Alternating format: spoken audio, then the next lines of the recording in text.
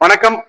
குரு பெயர்ச்சி எந்தெந்த ராசிக்கு நன்மை தரும்? 1/6/2026 அன்று குரு பயிற்சி ஆகிறாரு. அதாவது வைகாசி 18ஆம் தேதி திங்கட்கிழமை 1/6/2026 அன்று இரவு 12 மணிக்கு மேல 1:50க்கு மிதன ராசியிலிருந்து கடக ராசிக்கு வந்து பாத்தீங்கன்னா குரு பயிற்சி ஆகிறார்.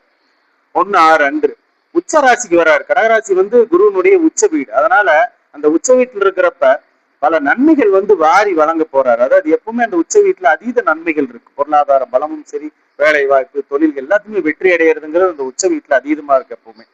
அந்த மாதிரி எந்த ராசிகளுக்கு நன்மை தரும்? அதே போல அதிச்சாரம் இருக்கு. 31/10/2026 அன்று வந்து பாத்தீங்கன்னா அதிச்சாரமா சிம்ம ராசிக்கு போவார். அது வரைக்கும் தான் அந்த உச்ச வீட்டில் இருப்பார். அப்ப சிம்ம ராசியில 24/1/2027 வரைக்கும் அங்க இருப்பார். அப்ப 24/1/2027 வக்கர நிலை அடைந்து மீண்டும் கடகராசிக்கு வந்துருவார். அப்ப அந்த பலன்கள் வந்து அந்த 3 மாதங்கள் வந்து மாறுபடும். அப்ப அந்த உச்ச வீட்டுல இருக்கிறப்ப நன்மைகள் அப்படிங்கிறது எந்த ராசிக்கு நன்மைகள் இருக்கும் இந்த வருடங்கள் எல்லாமே? மிதன ராசிக்கு வந்து பாத்தீங்கன்னா 2ஆம் வீட்டுல உச்சமாகிறாரு, அதீத நன்மைகளை கொடுக்க போறாரு. அதே மாதிரி கன்னி ராசிக்கு 11ஆம் வீட்டுக்கு வர போறாரு, அதுல நன்மைகள் அதீதமா கிடைக்கும். அதே போல விருச்சக ராசிக்கு 9ஆம் வீட்டுல வந்து பாத்தீங்கன்னா உச்சமடைகிறாரு பாகிஸ்தானத்துல.